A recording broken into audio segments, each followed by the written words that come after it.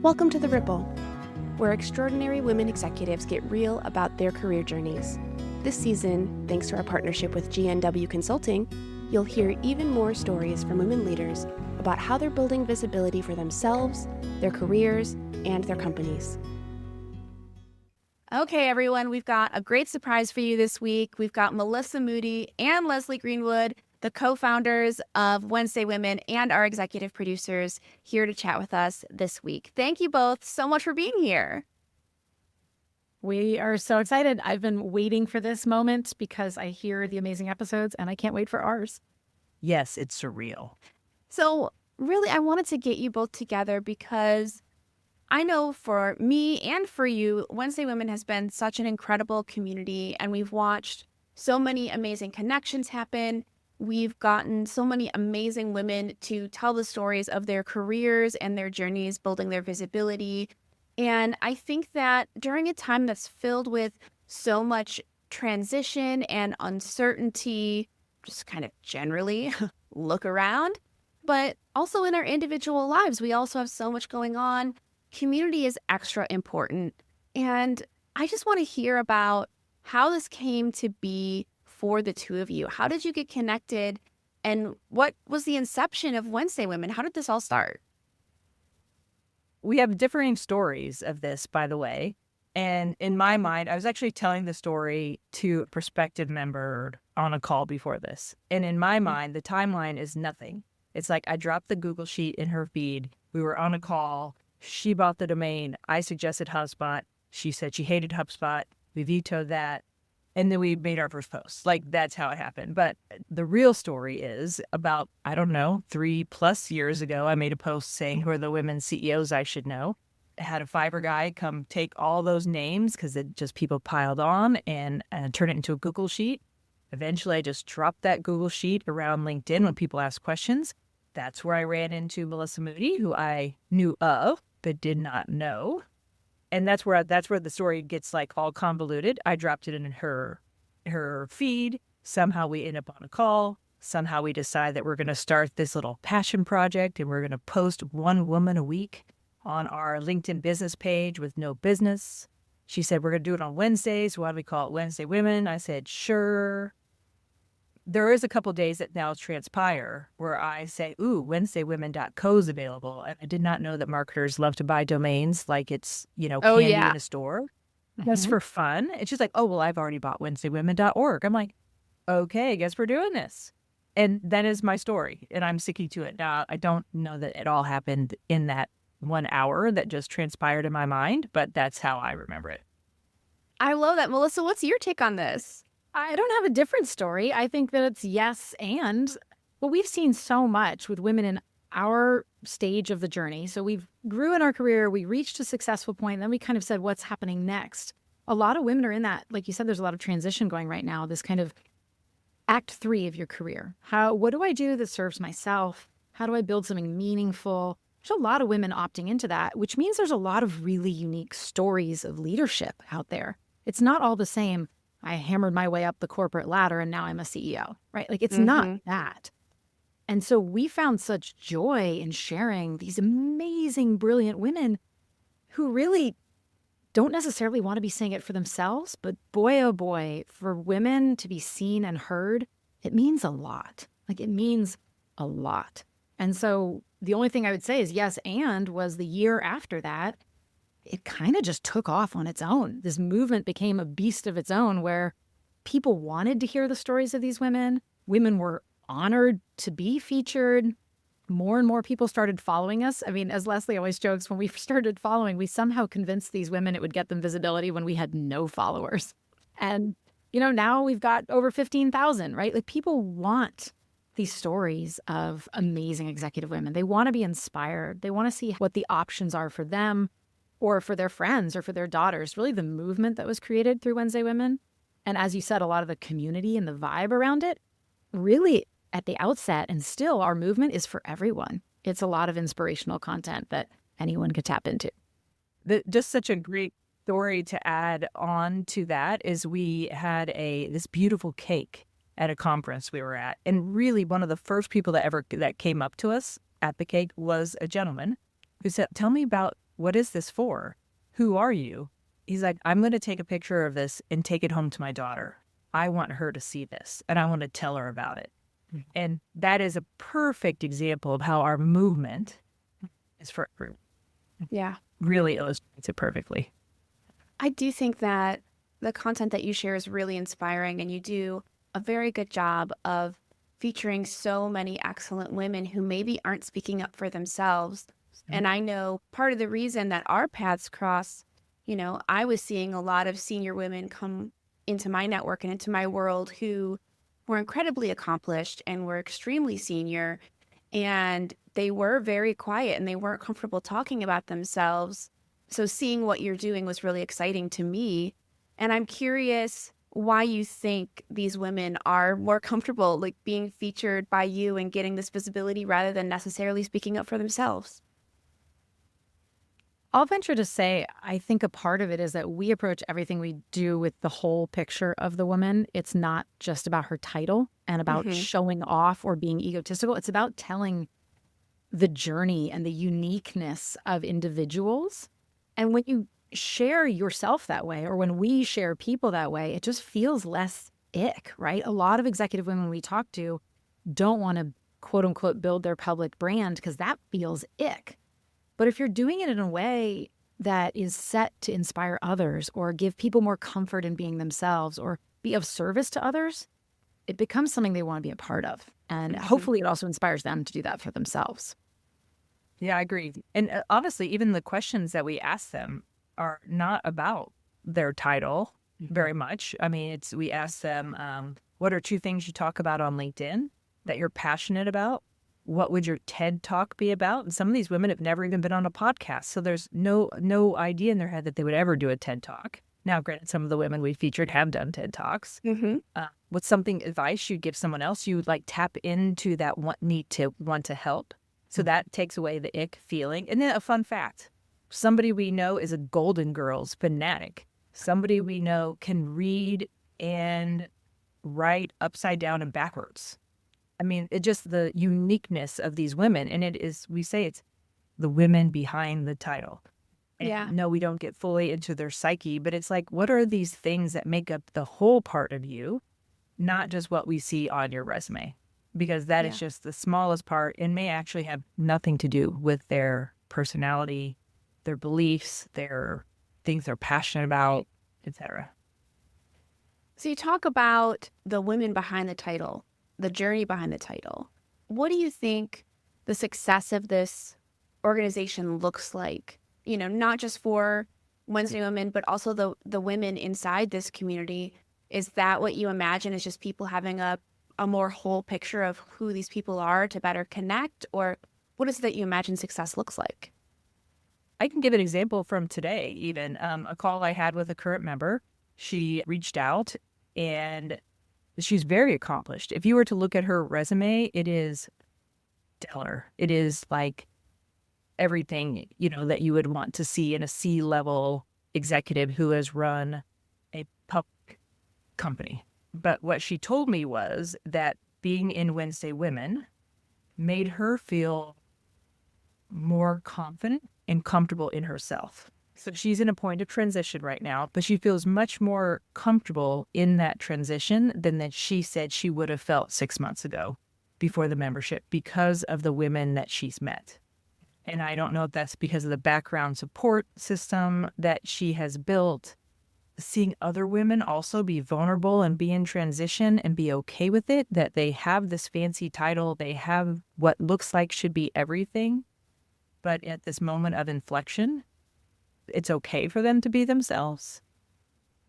I mean, that is literally an example from a conversation today. The thing we see so often from members like this is these are women who are always on. They are on in their C-level role. They are on when they're a founder trying to fundraise. They are on when they're going off into their own new fractional business and have to look like they have all their shit together. They are on with their families. They are on all the time. They are on when they're in an industry organization trying to prove that they have their chops. They're on when they're in a functional organization trying to prove they're the best at their skill. They're even on in some other women's groups where it's like, I have to look like I'm really worthy of being here. what we created when we were asked to build membership. We didn't even set out to build membership. We were asked to build it because what these women don't have elsewhere is a place where they can show up and say, I'm an established CEO. I do not know what the fuck went wrong in this board meeting. Somebody help me with this. Who has been through this before? I don't have it together. I need help. I need a connection. I need help building my business. I need help not thinking I'm crazy because I've been in this toxic work situation. They don't have a space like that. And that's actually so powerful. As Leslie said, for this woman to come and feel safe to really ask about that, when in all other ways of her life, she should have it together. Yeah. That's been something really different and really special. And what you're speaking about is the Wednesday Women Executive Membership, right? Mm-hmm. Yep. So you're right. We skipped. There's a movement. And then we were begged to create something deeper for the executive women themselves. And so we did create the executive membership in May of 2025. Yeah. So, But I also think within the movement, they also can see that because we don't always talk about the success stories. People talk about their challenges. They talk about the road they've traveled. And so the things that might otherwise in other places, on other feeds, on other LinkedIn pages may look perfect and polished. So even in the movement, you can see that that is not everyone's journey. And that's super important. I think you also see that in our podcast that you run for us too, Ashley. yeah. What was your idea behind having something so open and free and available as part of this community? You know that moment when the one person who knows how everything works suddenly doesn't work there anymore? Your go-to person is gone, and no one seems to know how to use one of your critical platforms. It happens. GNW Consulting can step in when your team hits that kind of gap. They keep things running while you figure out the next move, whether that's backfiling, rethinking the stack, or just getting your footing again. They've got the skills, the calm, and the context to make transitions feel a lot less stressful. Plus, they're a big supporter of Wednesday Women and the way we amplify women execs authentically. So check out GNWconsulting.com to learn how they can support teams during pivotal moments and make life easier for modern marketing orgs. You know, initially, I will be honest, I think we just wanted to put good into the world. Our informal motto is small ripples make big waves. And so we just thought, let's just put something out there that's really positive and amplifies awesome people. And with the idea that more people want it in their feed. I mean, Leslie and I rant about the LinkedIn feed a fair amount, right? Just a little. And what's interesting is you're calling that this is where this juxtaposition gets interesting because you're calling now our audience the community. Mm-hmm. Mm-hmm. And that's what happened. Because you actually were part of our audience. Yeah. You were calling it a community. We never called it a community. We said we had followers. Mm-hmm. And basically what started as our first community, quote unquote, really was just LinkedIn followers that were raving fans. They identified with the brand. They identified with the mission. They identified with the women. And so they identified themselves with Wednesday Women and called themselves members. Literally, we had a dinner 2 weeks ago. We said, if you're a Wednesday Women member, raise your hand. 3 women raised their hand and they're totally not members. They're not exactly They're not just members. They're audience. followers. They're fans. They're followers of our page. Maybe they've been to a coffee, but they are not members. So there's still, even now, people are like, I'm a member. It's like, Sure. I mean, sure. It's this idea that, like, to your point, the word community, Leslie and I have actually presented on this. There's a difference between a community and just community. Mm-hmm. And what we have created with Wednesday Women is full of community. People feel a part of something. Do we have a technical community for all of those 15,000 people? No, we do not. They just follow along, and there is a feeling of community among those people. Then we did build a technical community, a membership for the executive women themselves. But it is confusing, and it's kind of fun because we want everyone to feel a part of what we're building. Yeah. Yeah. Well, and you're building so many lovely things. Like you have this executive membership, which is the community for women leaders. Can you tell me about who that's really for? Who are you looking for in that community? Who fits? I'm happy to take that one. The application process is very small. There are 4 things that we ask women to agree to. One is that you have held a VP title in the past, a VP or equivalent. Not all titles are the same. Not all titles mean the roles and responsibilities are similar, very different between public companies and small startups. So, but there's a path that we all have walked, some variation of the path to get to that VP or C-level title. You don't have to hold it now. You may have made a transition to do something else that does not have that title, but you've walked that path at some point. Then you agree to have an abundant mindset, to make and take introductions freely, which means you can say, no, I can't meet with you this week because I'm board prepping, because I'm traveling, but the answer must always be yes. And then that you won't sell into the community, but it's about it's about a mindset. I mean, it's really the mindset of the woman that comes in that has held a VP title at some point in her life. And if they come to us with the right mindset, they will be incredibly successful members who will get a lot of value out of it. And that is that mindset of abundance. And that for us, for Wednesday women, the baseline is that they're supreme givers. Melissa and I fall into this trap all the time. Like, we are like, oh, this is my get call, but let me tell you 17 ways I can help you. Yeah. And it's like, oh yeah, we got to practice what we preach as well. So they're all givers. It's then teaching them also how to be getters and ask for help, which is that vulnerability piece that we mentioned earlier. Yeah, I think that's really important. And I'm curious, I know that so many of the women leaders in your audience, I'll say for clarification purposes, are people who have held those titles, but maybe now they're moving more into a consulting role and starting their own things. Are those kinds of people welcome in the community as well? Yes. So exactly. The idea is that you've had that level of experience, you've had exposure to it, but we see so many women who have gotten to a point in their career and reached quote unquote success and then decided they need something different. So yes, we have women who are fractional HR leaders. We have women who are, consultants in GTM. They were once a CMO at, some startup, but now they are consulting in GTM. We have women who've stepped back from careers and are focused on just advisory and board roles, or even on their speaking or book writing careers. So we're kind of at a sweet spot is after they've reached a period of success. Some women are still on that, I'm a VP, I'm a C-level corporate track, and others are definitely not. The membership itself specifically is open to all of those women who've had that shared experience. That's wonderful. I think it's so important as women kind of take their expertise in different directions.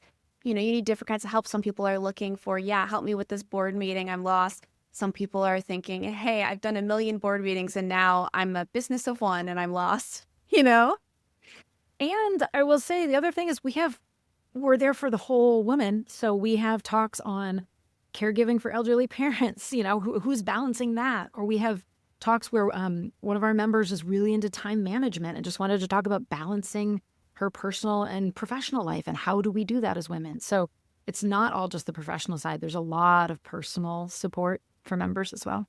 Yeah, you guys have been doing more webinars as well. You just did one on giving. There are really 3 things we've seen in membership that this population really needs that we've decided to start talking about more publicly because a lot of folks do. One of them is actually before our giving one of them is really on making the ask, as Leslie said. Are you asking for what you need? We all need to talk about that. So we're doing it publicly. I think we're really excited for next year. 2 of the other habits that we talk a lot about is sharing your wins, right? When do we share our wins? How do we share our wins? How do we talk about the things we're doing that are amazing? And then the other third habit is really uplifting others. How do we uplift others? How can we do that better? How can we do it more? So I think you will see more webinars from us publicly beyond our executive membership on those topics that we're hearing about all the time. Oh, and we'll definitely be talking about menopause. Oh yeah, such a huge topic. Yeah, I can imagine. That's coming up all the time, and it's so fascinating how that affects everybody's capacity. And our brain power. I was just chatting with a member yesterday and she said, I really had a moment where I just completely went blank. And I thought, is this me? And that's the kind of conversation that we end up having with our membership sometimes. Yeah. Do you see that? Is this like a quarterly thing that you guys are doing? Are you going to be doing it monthly? What's the cadence of this for you? Of the webinars or of? Yeah, of the webinars. Inside membership, we have multiple meetings a month about all of these topics. We're talking about all sorts of things all the time. externally, I don't quite know yet. Maybe you can expect a webinar every quarter. I just love what I've been seeing, and I'm excited to see more from you guys. It's on the radar. Yeah, good. Well, we just need to get more people in, more amazing experts in and willing to give and share. And right, that's how it all happens. It's more like Leslie and Melissa need more time. I have all the experts. You've got all the experts. I've got all the experts in the world. We could put together the most amazing panel in 5 minutes to talk about any range of topics. It is including menopause. Including menopause. I mean, the number of menopause experts I know now, amazing. But it's about us. It's about us balancing. How do we build a business while balancing? Balancing is a fallacy. If you heard me say balancing, it doesn't exist. I lied. While trying to coordinate work lives, personal lives, family lives, and do it in a meaningful, purposeful way in that both serve each other. This is something that's been very top of mind for me lately as Wednesday Women continues to build and grow and gain momentum. It's this amazing wave that we're riding. Yeah. But how do we balance it so that we also are modeling and also, what it looks like and feels like to be a Wednesday woman and what it looks like and feels like to be women in our own personal lives and continue to lead what brought us here, which is like something additionally fulfilling.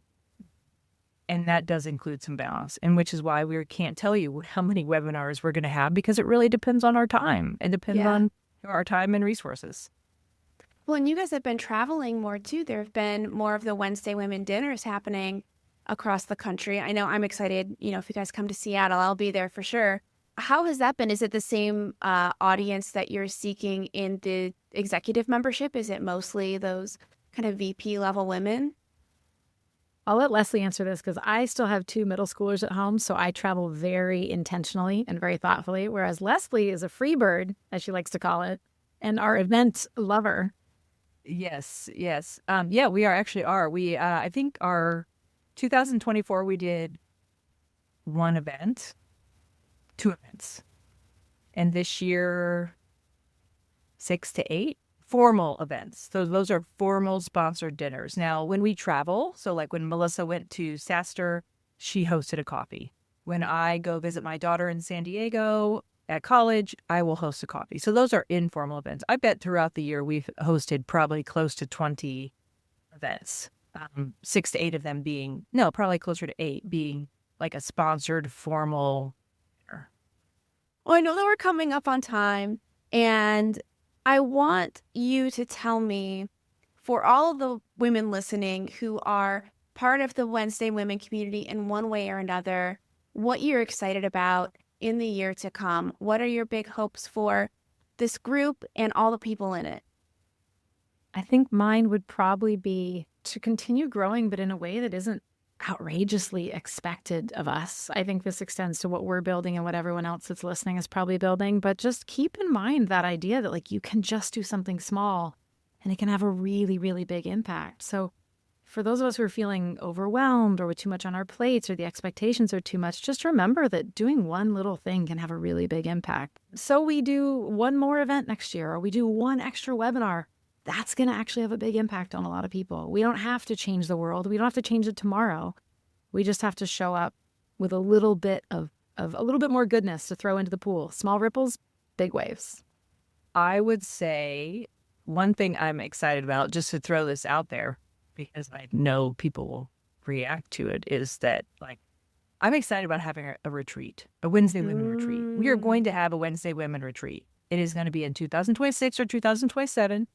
I'm feeling like it's 2027, going back to time and bandwidth and all of those things. But every time I say the word retreat, head snap. Wednesday Women retreat? Yes, sign me up. So that is happening. The other thing that I'm really excited for as we grow is the idea of spending more of my time, and for Melissa spending more of her time in our areas of genius. So getting back to the Pareto principle of let me live in my 20%, let me spend more time there, because that's where I know I can make the most impact. I do not make the most impact in a spreadsheet. Let me guarantee you that. I do not make my most impact on a sales call, and Leslie will double stamp that. So we make a great team. I will not get into the Monday boards at all, and I would like never to be in Google Sheets. And so I think that's like the next thing I'm super excited about is like, how do we grow, the team that we build around us to do things that they love and enjoy that allow us to do more of what we love and enjoy, which allows us to really serve more women in the long run. I think that's such a great goal. And I know my head snapped a little bit when you said retreat. I love this idea. I'm just so excited for the year to come. I want to thank you so much for taking time out of your busy schedules to tell us all about what's going on behind the scenes and welcome more women into this community with confidence that they know like where their place is and where they fit and how they can contribute, because I think this is putting a lot of really good vibes into the world and we just need more of it. We are so grateful to have you being the shepherd of the amazing podcast and helping uplift voices. It's so fun to work with you, Ashley. Oh yeah, happy to be in my 20%. So thank you for making that possible for me. I really appreciate it. Thanks for being with us, you guys. Totally. Thanks for having us.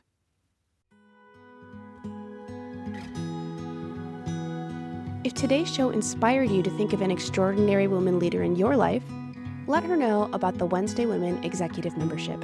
It's a safe space for women leaders to tackle any challenge, ask questions, and uplift others. And if you enjoyed today's episode, please give us a review on Apple, Spotify, or wherever you listen. Your ratings help us grow and inspire even more people.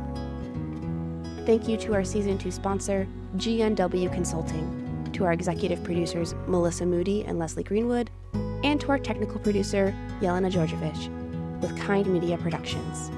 I'm your host, Ashley Lobbs, hoping this small ripple creates a big wave in your life. Until next time.